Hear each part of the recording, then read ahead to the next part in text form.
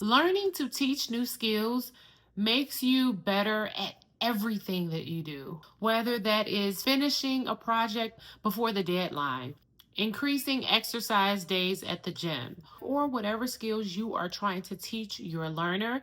You are going to do that through skill acquisition. Hi, I'm Dom the BCBA Mom, and welcome back to my channel. More specifically, a new series I like to call How to Become an RBT.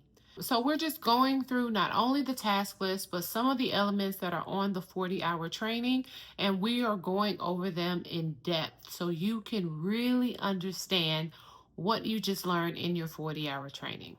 And today we're discussing skill acquisitions, which just means teaching new skills or teaching new behaviors. A lot of times when you hear behavior or behavior analyst, we automatically think of negative behaviors. Oh, behavior analyst is here to fix me. Behavior analyst is here to change me. I've done something wrong. We just think of all of the target behaviors for decrease, when that's just only half or maybe even a quarter of what we actually do.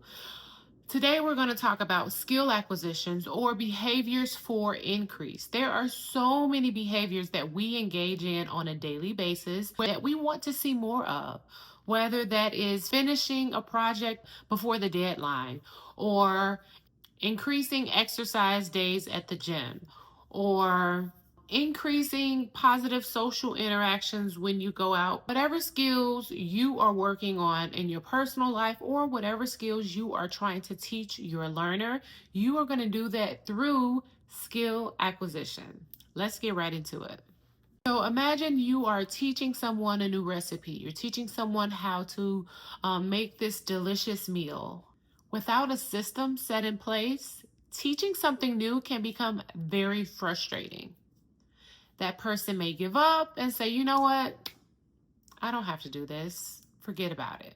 And then they never display independence with that skill. With step-by-step techniques such as prompting, shaping, chaining strategies, you can guide them to success. Learning to teach new skills makes you better at everything that you do. Coaching, mentoring, parenting, supporting others, supervising. You can make your own DIY page. You can create your own YouTube page now because now you know how to teach new skills. So this is something that I want you to apply to the exam and apply to the individuals you serve, but it's really going to benefit you if you learn how to apply it to your own life. According to Cooper, Heron, and Heward, skill acquisition involves developing new behaviors through systematic teaching procedures designed to bring about positive and lasting change. So there are two ways that we can teach new skills. We can use natural environment teaching, NET, or discrete trial training, which is DTT. So natural environment training is just like it suggests in the title.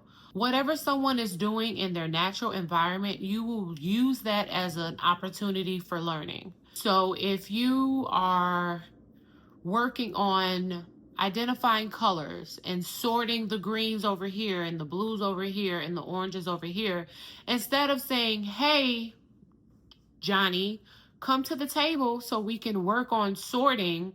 If Johnny is already sitting at the lunch table eating a bag of peanut-free M&Ms and they have all of the colors there that he's supposed to identify, I would use that opportunity to learn and sort your colors. Oh, Johnny, look at all of these M&Ms you have. They look so tasty. Can you put all of the green ones in this pile? Can you put all of the red ones in this pile? Can you count how many blue M&Ms you have if you're working on counting? If you're working on discriminating between two, you can say which M&M is red, which M&M is blue. So you want to use something that they're already interested in and then help them learn a new skill set contingent on something that they would do already. NET is personally my favorite way to teach a new skill because the world happens in our natural environment. The world is not a contrived box that we can say, okay, come to the table and let's learn this skill. Eventually, we want to plan for generalization, and that's exactly what NET does. However, NET or natural environment teaching may not always be the most effective, especially in the beginning or when you're initially trying to teach a behavior. So I feel that sometimes discrete trial training or DTT may be the best approach depending on how far the learner is with that skill set. So DTT is a more structured learning environment where skills are broken down and learned in trials. So if you are working on identifying colors or counting or sorting, you would have them perform the same skill over and over again, and you would count how many trials they got it correct and how many trials they got it incorrect. It usually is broken down. There is a cue, which means the RBT will say, hey, touch red. And then they will touch red. Or they may give them a stack of colors and you will say, sort the green over here, sort the yellow over here. So it can be similar to natural environment teaching if you can be creative and try to merge the two. But I think discrete trial training should be more of your initial training. And then as they get better or more independent with that skill, then you can kind of increase that proximity. Go out into their natural environment and see if they can still implement that skill and see if that skill has generalized. Okay, so there are 4 major skill acquisition procedures that we're going to talk about today, and that is prompting and prompt fading, chaining, shaping, and modeling. Okay, let's start with prompting and prompt fading. So prompting is offering some type of cues, hint, hint, wink, wink, nudge, nudge, so the learner can get the correct answer. So if I were to say, hey, point to the red M&M, the learner is not responding because they don't know the correct answer. I may push the red M&M just a little closer as a prompt to help them get the answer correct. So just to let you know, this is not just for our learners. We all need prompts and we all have prompts throughout our natural environment. There's a prompt on this camera right now to let me know how long the video is going. There is a prompt that I use to help me wake up every morning, and it's called an alarm clock. There are prompts all around us. So let's break down some of the typical prompts that we would use to help a learner learn a new skill. The first one is physical prompt. That is when you guide through physical touch. For example, if you're teaching a learner how to wash their hands, and every time they come out of the bathroom, their hands are still soapy, there's still soap and bubbles all on it, or there's still dirt on their hands, no matter how many times you instruct them, no matter how many pictures are there, they just cannot wash their hands the proper way. You may go in and use a physical prompt. You may say, hey, do you mind if I touch you, if I show you how to wash your hands by using physical touch? Then you go in and you show them exactly how much pressure they need to wash their hands. You show them how to go front and back. You show them how to interlock their fingers. You show them how to rinse off all of the soap and all of the water. That may require a gentle physical prompt in order for you to get that skill learned. Another example is a verbal prompt. A verbal prompt can be something as simple as, hey, it's almost time for dinner. Please go wash your hands. Okay? Now, without that verbal prompt, that individual would not have washed their hands, right? Even though it's dinner time, even though every day during dinner time, every day before dinner time, the expectation is for them to wash their hands. If you want to set that learner up for success, when it's dinner time, you may want to add an additional verbal prompt and say, hey, it's dinner time. Don't forget to wash your hands. The next type of prompt is a visual prompt. Now, believe it or not, we see hand washing visual prompts all over the place, especially since COVID, because people weren't washing their hands properly. I'm just saying. So, a visual prompt to help someone wash their hands would be the hand washing sequence in order. I love a good visual prompt. We all do. Trust me. So if you are driving down the street, there is a visual prompt to let you know when to stop at the intersection. It's called a what? A stop sign. When you are driving down the street, once again, there is a visual prompt to let you know when it is time to accelerate. And that would be the green light. Exactly. We all have visual prompts around us to make sure that we are following the rules, we are meeting expectations, and we are doing what we are supposed to do. Get you a visual prompt. Another form of prompt is a gestural prompt, right? So keep in mind, we want to use these prompts from least restrictive to most restrictive. So physical prompt would be your most restrictive prompt, and then your least restrictive prompt is a gesture. So for example, if you are a teacher in a classroom and someone is talking out of turn or someone is talking to their friend, instead of saying, "Hey, Ashley, I need you to turn your voice down," you may not need all of that. They may be way too much of a prompt. What you can do is get Ashley's attention and maybe say,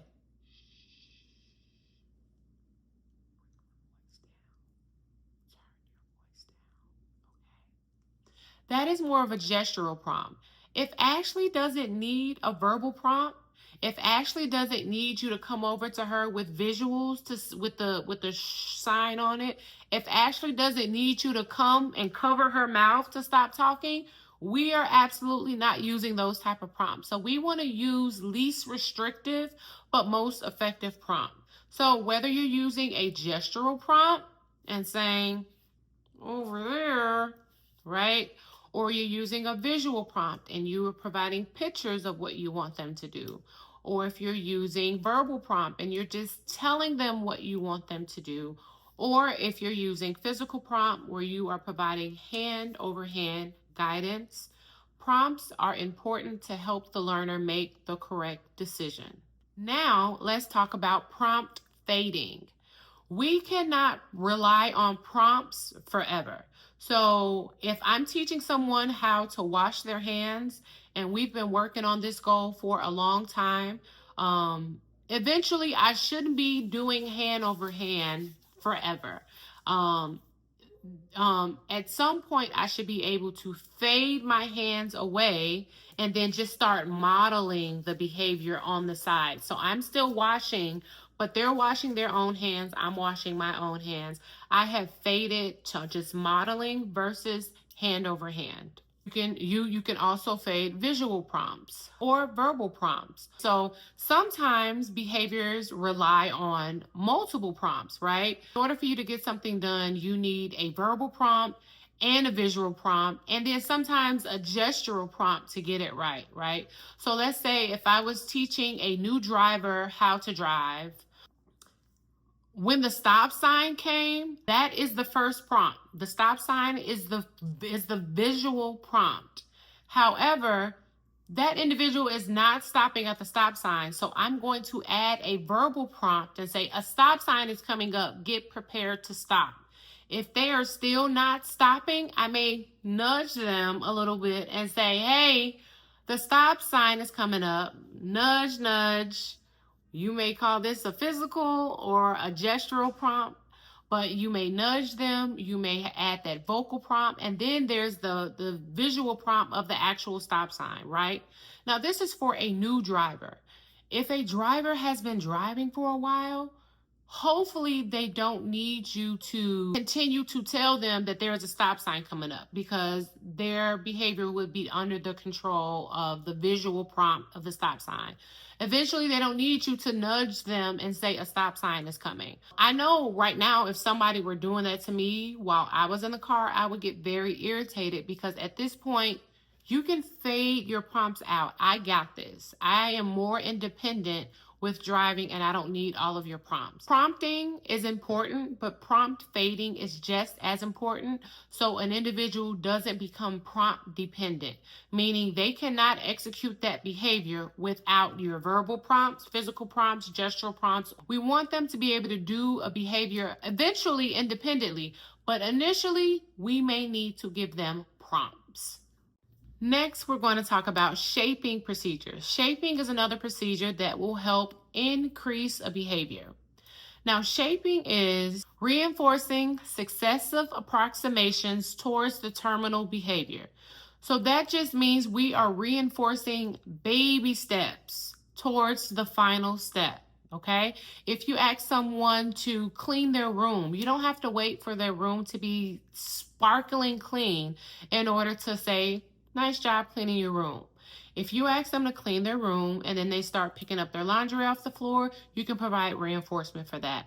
And then they start making their bed, you can provide reinforcement for that. And then they finally vacuum their room and vacuum their rug, and then you can provide that final reinforcement, right? You don't have to wait until all the steps are done to provide reinforcement.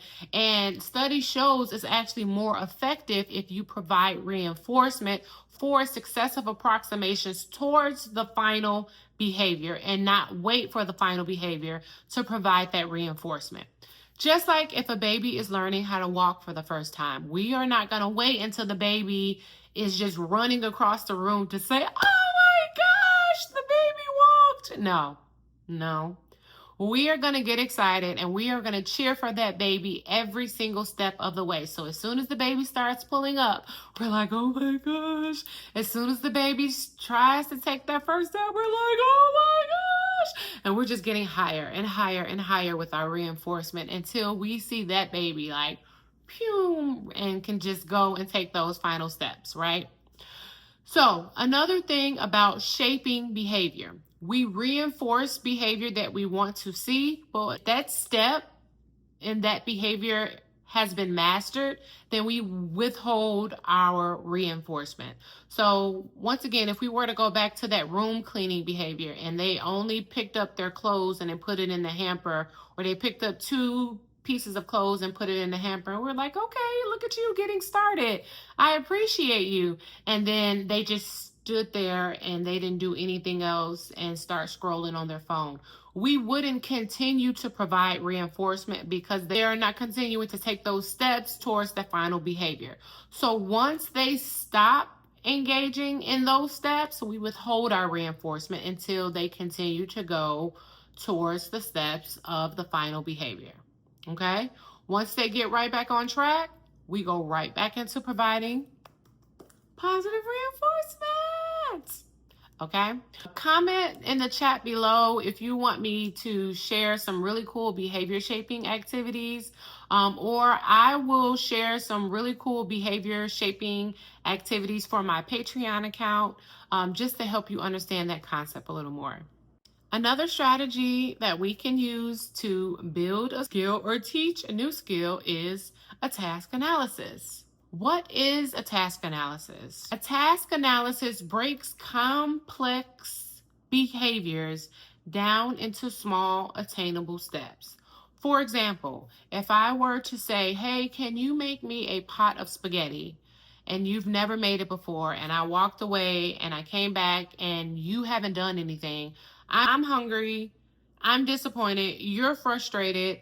Okay, there were some steps missing there, right? I could have broken that huge task down into a smaller task. So it's like a checklist, a recipe, or a DIY video, depending on what your learner needs. So sometimes we overestimate how many steps are actually in a task. So imagine if I asked you to, here, call your doctor and schedule an appointment. And you're like, okay, what's my doctor's name? What's my doctor's number? What do I say when I get on the phone? What's my date of birth? What's my insurance provider ID number? What day am I available? I don't know, right? So just telling someone to call, even at this big age, telling someone to call to make a medical appointment, there are so many steps within there. So you may want to break that bit task down in a task analysis. Okay, so today we are working on calling your medical provider and setting up your own medical appointments. Step 1, grab your insurance card. Step 2, grab your phone. Step 3, call this number. Step 4, introduce yourself and be ready to tell your date of birth, your address, and all of it. Like all of the steps that are within there. That helps set a learner up for success. So if you want them to actually accomplish that goal, creating a task analysis is one way to increase that skill actually being learned and performed. One tip to creating a task analysis: usually a task analysis is more effective if you actually do the task first while you are creating the task analysis. So if I were to say, hey, write a task analysis for making a peanut butter and jelly sandwich, you may say, oh, that's easy. You grab the peanut butter, you grab the bread, you grab the jelly, you get the knife, you spread it on, you close it, and you have a sandwich. Not realizing you have to put in those steps. You grab the peanut butter, you open the peanut butter, you open the jelly, whether it's the squeeze kind or is it the spread kind. So engaging in that task first so you know exactly what steps are in there so you don't miss anything. Or you can observe them engage in that task. So let's say if they are preparing a meal, but it's a traditional meal that they only make in their home, you may want to watch the mom or dad prepare that meal and then create a task analysis for the learner on how to create that meal. So here are some ethical considerations when using skill acquisition strategies. You want to tailor the task analysis to the learner's needs. Adjust the instructions if needed. If you are giving the instructions as a verbal instruction, you may need to also write it down step by step. If you are writing it down step by step, you may also need to insert pictures. I'm the type of person, I'll just say, just send me the video. You don't have to explain it to me, just send me the video. I like to watch someone else do it. So you may have to change the modality of the instructions depending on the learner. Next, we are going to talk about reinforcement because we always do, but that is like the secret sauce to increasing any behavior. You want to use reinforcement. So a behavior that is followed by reinforcement is likely to increase. For example, if you were to comment in the chat, Dom, these videos are great, keep it up, keep making them, you're sharing them, you're liking them, I am more likely to create more videos in the future because you have reinforced my creating behavior. Hint, hint, wink, wink, nudge, nudge. That was a prompt, by the way. Now let's talk about positive and negative reinforcement.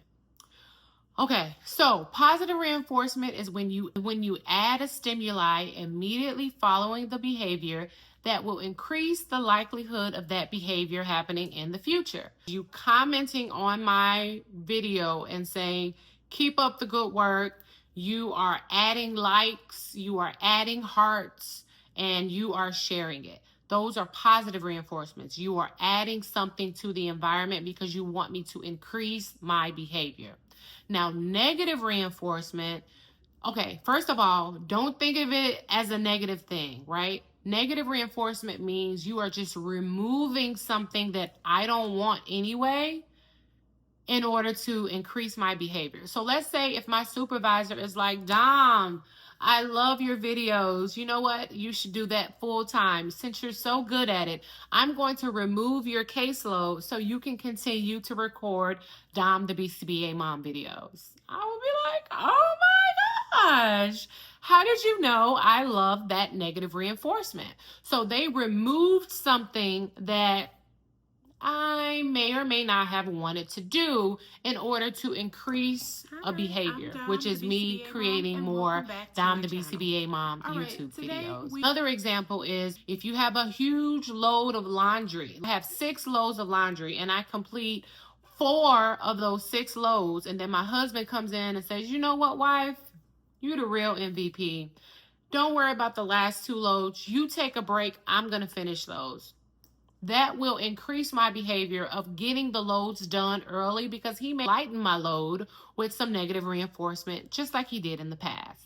So there's positive reinforcement where you're adding something to, like a paycheck, money, tokens, verbal praise, fist bumps, high fives, good jobs. All of those are positive reinforcements because you're adding something to the environment to increase that behavior.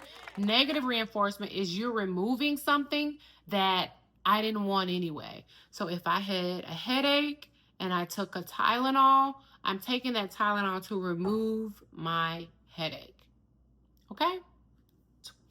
Okay, so that's all I have time for. Stay tuned for the next part where we talk about behavior assessments, behavior reduction, and everything else you need to know to become an RBT. If you got anything from this video, please don't forget to like, comment, and subscribe. Share this video with another aspiring RBT. Reinforce my behavior, and I will see you on the next one.